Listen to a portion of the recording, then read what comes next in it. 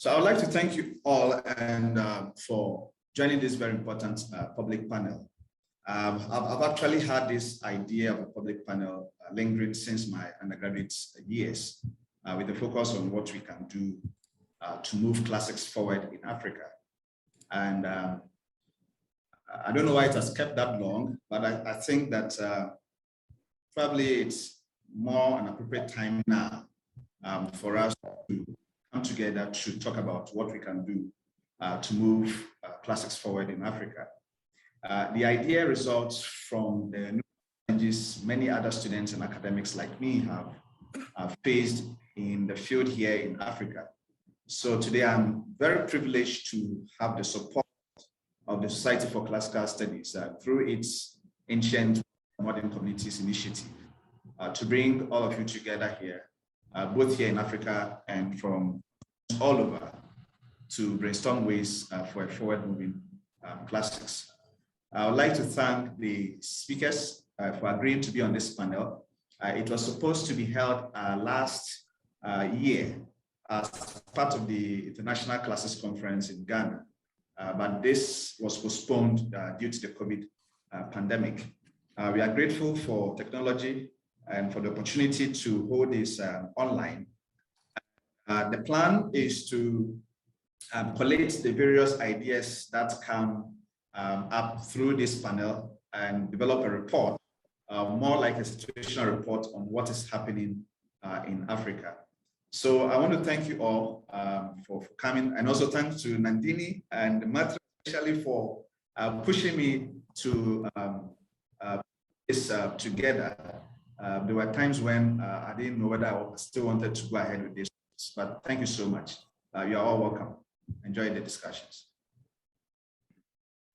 Well, thank you, Michael, for that wonderful introduction and for letting us be part of this amazing event that you put on. We're so honored and excited, and I'm just thrilled to learn from the people that we have here in the room. I am certainly no expert at all in classics in Africa, but I'm a huge fan of yours and your work and the important topic of this panel. So I want to thank all of you for being here, and I'm looking forward to a very lively start.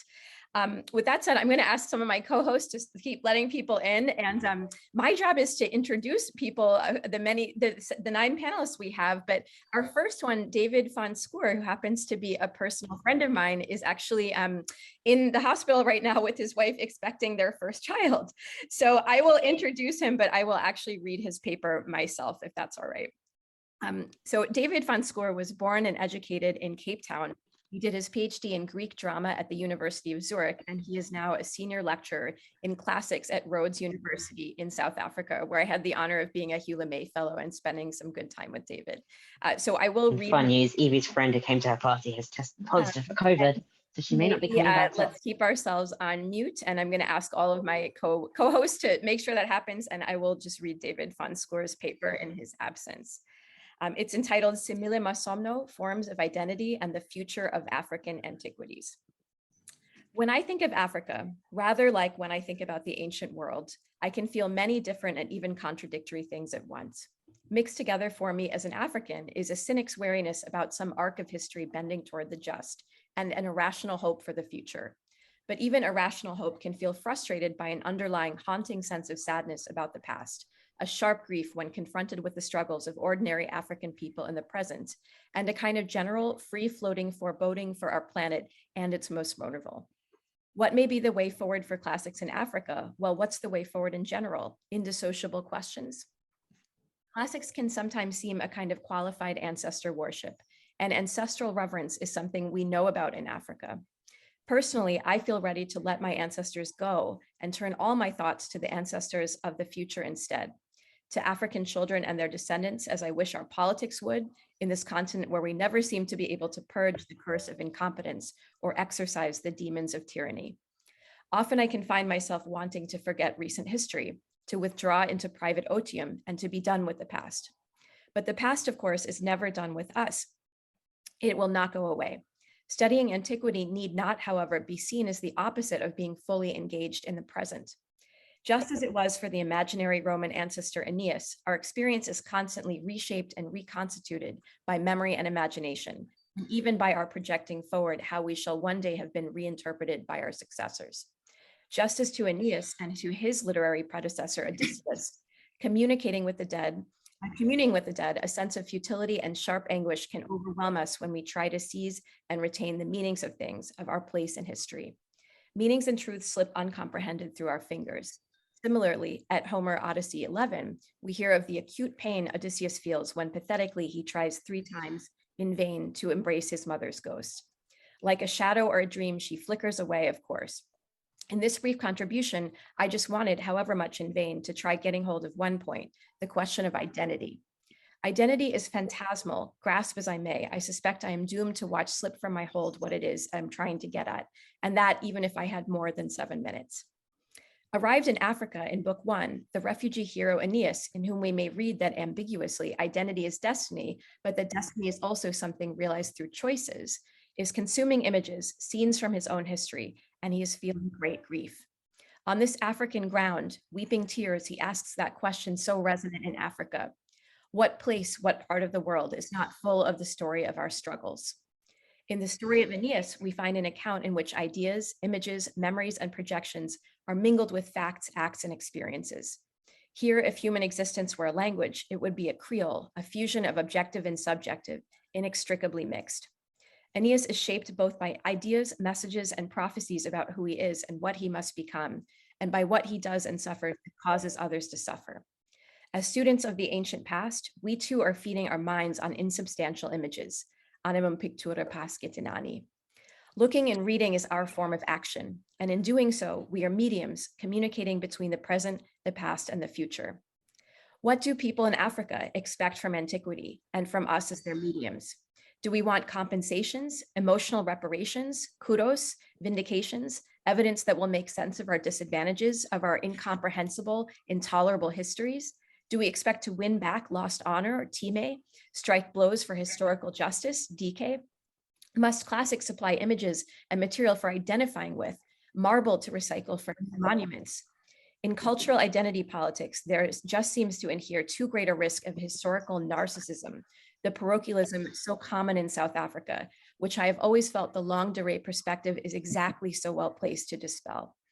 As Africans, surely we stand and look around us and back on our history and can be forgiven if we feel arrested to the point of aparia, almost frozen by the dismal sadness of things. Lacrimae rerum. My wish for classics in the future is that it cultivate in us a more impersonal sorrow in place of grievance, resentment, and self-regard of so much 21st century identity politics. We will do well to put it out more often that we are not only moved by sorrow for African suffering, for the struggles of people who share our identity, but that human suffering per se, mortal labores, move us qua humans, et mentem mortalia tangunt, Aeneid 1. Through our engagement with persons precisely because they are unlike us, not in spite of their otherness, we may come to articulate or slowly to discern what an African modernity, a culture of many-sided men and women, Pache Burkhardt, may ultimately look like. I hope that future will be marked by imaginative, Virgil-like reflectiveness more ever than Virgilian imperial boosterism or the assertion of civilizational time. Pride's historiography may be enough for the politics of self-esteem and identity in the culture wars of the North, but just cannot be sufficient for the South. We need to be a lot more ambitious. The complex handling of past, present, and future, which we learn from and require for our imaginative immersion in antiquity, presents a very great opportunity to us. My plea is for forward-looking antiquities, a politically anti-tyrannical, bold African post-classics, unrestricted to safe spaces and self-assertion, one not obliged to the narrowing politics either of Afrocentrism or the pointless rebuttal of the tiresome racism of the North, which, let's face it, is never going away. And African classics of the future needs to be focused on offering the young, ancient models that will help us out of the labyrinth of African aparias, race, gerontocracy, identity politics that conceals class injustice. In Africa, we feel ambivalent about the West, at once so impressive and so catastrophic for us and our planet. This ambivalence is a precious possession. Our ambiguities form an invaluable resource. Identity, at least as that is often handled today, is not profound enough a problem for us to expand our time on.